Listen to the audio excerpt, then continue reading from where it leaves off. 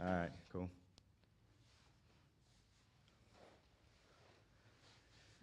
All right. All right, we're going to start things up with our MVL Small lead reporter, Andrew Bolton.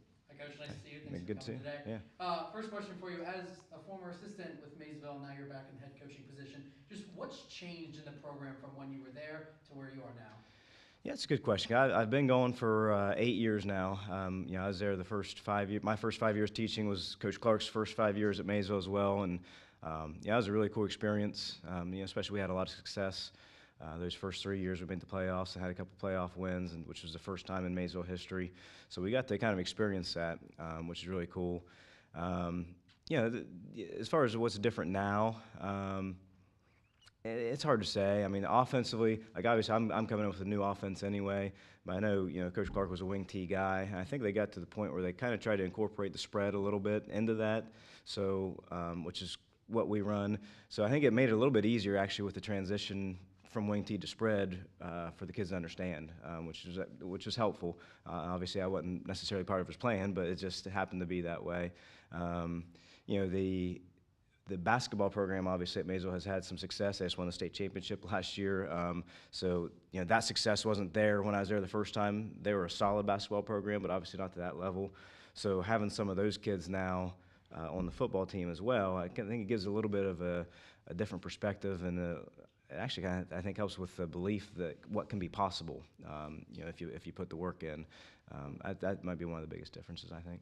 Yeah, and I assume you've reached out to Coach Clark maybe for some advice. Could you just maybe share some things that you've learned from him and what you're kind of taking from what he did and applying to how you coach? I think I always thought one of the biggest things that I noticed really quick when I was with him was his ability to develop relationships with the kids. And that's something that I've really taken into how I operate. You try to develop good relationships with the kids. I thought he was always really good with that. I thought he was always really good with building the kids' confidence. Getting them to believe in themselves and go out there and play with confidence.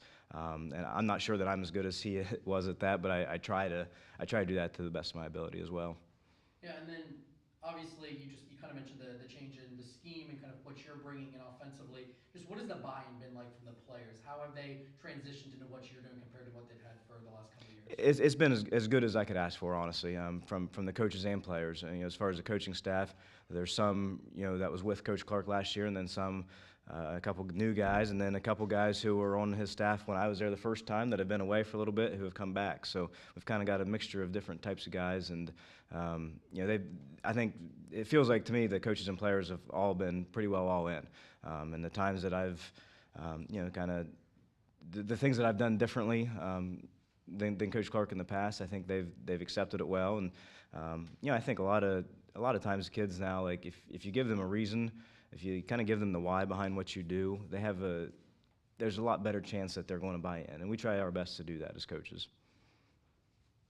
Yeah, and then Coach, I mean, just looking at your schedule, you have a ton of really solid MVL big teams in your schedule. Yeah. John Glenn in the first week, and then you got Sheridan, Tri Valley in the middle of the week. Just tell me, even some in-conference games. What are some games that you're circling on your schedule, maybe getting your team prepared for?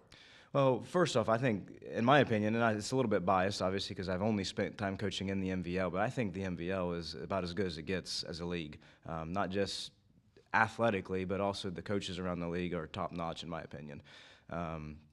So I don't think there's every MVL game we play, like we have to be ready to go, and we have to be well prepared. As far as circling any, I mean, week one's always an important one, in my opinion. Like just the difference in confidence the kids have if you're 1-0 versus 0-1.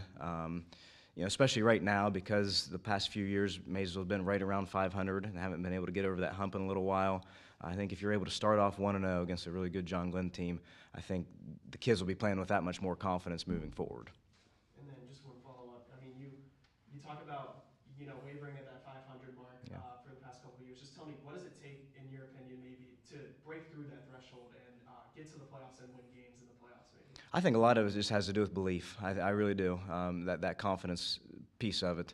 I think I don't know that they have fully believed that they're better than that yet. And again, if you're able to start off 1-0, I think that helps in that quite a bit. A little bit of a personal question here. You were at Warren for years, and you saw some success towards the last couple of years at Morgan. Yep. Not Warren. Yep. You were at Morgan the last couple of years, and the last 2 years of you being at Morgan, you made the playoffs. You know, first off, what made you want to step away and come back, and also, you know, what did you learn from that success you had in your last couple of years at Morgan? Yeah, so as far as the reasoning, the simple answer is I didn't listen to my wife. She told me from the get-go that, hey, you're going to miss coaching, and I'm like, I think I'm ready to try the administrative type thing, and she was right. And I told her that once, and that was it. So, but yeah, I thought I kind of felt like I was ready to try something different with the daytime part of my job, and it just didn't take me very long to realize that coaching is really what I should be doing. And it just so happened that Coach Clark retired obviously at the end of last year, and that's obviously Maysville was a program I had a lot of familiarity with and a lot of comfort with, and I've always felt at home in South Zanesville.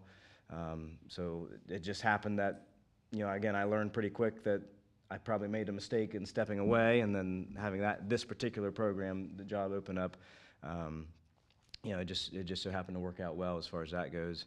And then as far as having a little bit of success there, making the playoffs the last couple of years, I think there's been a couple things. I had a really good staff at Morgan, just like we do here at Maysville as well.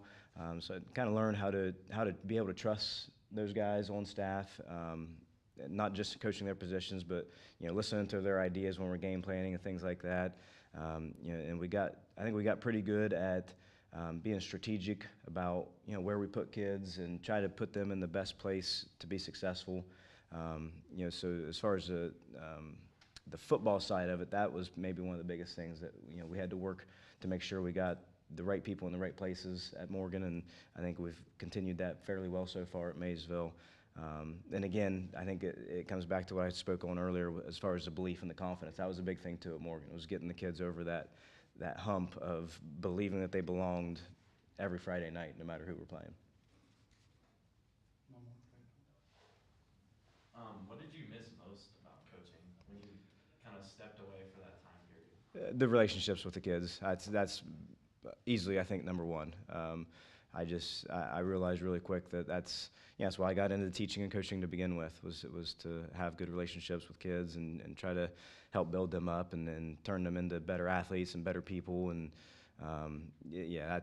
that was a really quick, I think, awakening for me. That's what I should be doing.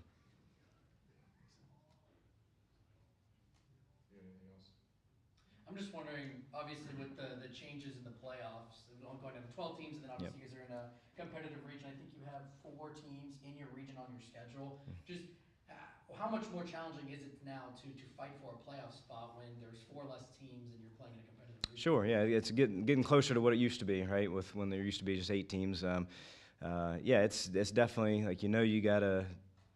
6 wins probably isn't going to do it in our region, at least, right? You're looking at, you probably better get 7, maybe even 8, I think, to get in. So it just makes every week that much more important. I mean, you can't afford to have an off week. You got to be ready to go every single Friday, and you got to also make sure you're improving throughout the year as well. I mean, you want to get better week in and week out. That's all the time we got for this.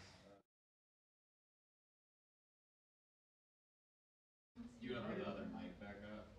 Oh, you're so right.